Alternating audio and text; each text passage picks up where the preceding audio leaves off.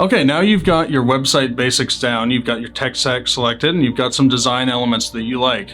This section is all about content. How do we talk about this stuff? How do we want to marry the version that a patient would see online with how their experience is going to go in the office, and keep a nice and consistent but not overwhelming experience in mind while they work through the journey to get to your office? So it all starts with the brand positioning. If you've heard Michael Cohen from Awaken to Sleep speak before, you may have heard about hero positioning. Hero positioning is putting your service or your doctor as the hero in the journey to get a patient from where they are to where they want to be. That journey is the role of a lot of the website pages and the communications they'll get throughout your website and your marketing. We want to position the treatment of the condition as the primary hero, and the doctor that's doing it as the secondary hero. That positioning will help ease a lot of the pains and the apprehension around getting treatment. There are tons of cheap options out there, options they've tried that haven't worked. They maybe have been treated before, been reluctant to be treated,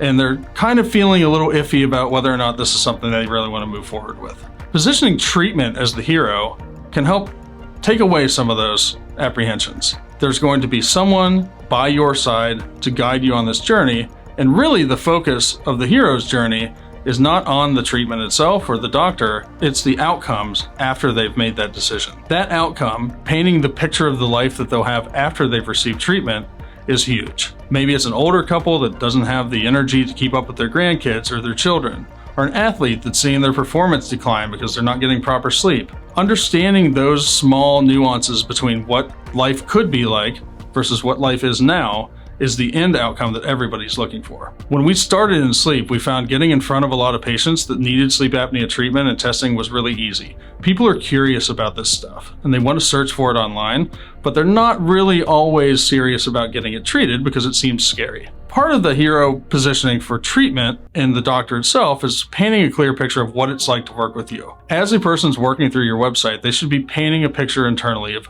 how it's going to be when they call you, how it's going to be when they come in, and what steps need to go in place to get treatment in a way that's not going to seem overwhelming or difficult. And so when you're building the copy out for your website, keeping those things in mind and painting that picture for yourself can help you not only position the brand in a way that connects with your patients, but it also helps you position how you want your front office to speak about these things, the things that you want to say during a consultation, the things you want to say after a consultation. It all is a big pipeline, and we want to make sure that it all connects kind of in a cohesive manner that is easy to understand and easy to take action on. So now that you've got an engaging set of content, you've painted the picture of what it's like to work with you, and you've described an easy process, what are you going to do to help them take action? Patients are looking for the path of least resistance. So having a path to contact you that's 2 to 3 steps away is not really going to be as effective as something like having a one-click path to contact you. That one click can be customized to what types of pages you have.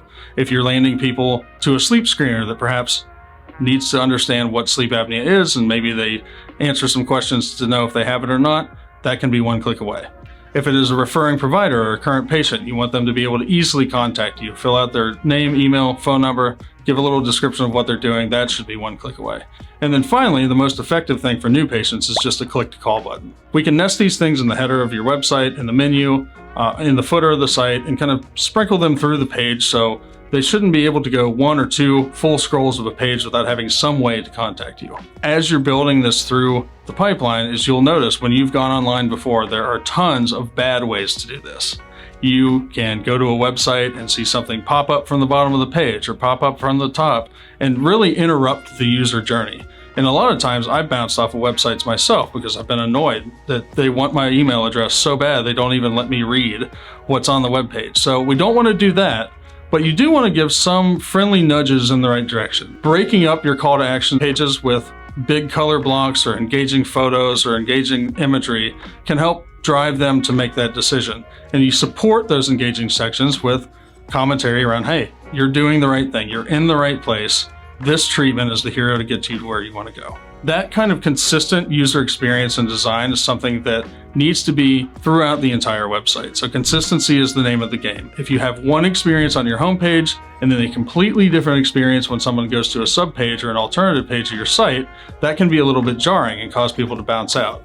At worst, they might think you're doing something called a doorway page, where it's like, hey, they got me in the website for this reason, and now I go over here and it looks completely different. That sends up some red flags. Best case scenario, you're just going to be confusing people to know how to do anything on your site. There are some pages of the site that don't get a lot of love a lot of times, and one of them in particular is the contact page. If somebody Googles just your business name, it is likely one of the top results under your homepage. It's going to have consistent name, address, and phone number information on there, a quick way for them to get to you if they're looking for you on the way to an appointment or they need to call you to reschedule or something like that. You want to make sure this page gets some love too. It shouldn't be ignored when it comes to engaging design. The best practices still apply here. You want to make sure that it's easy for them to contact you.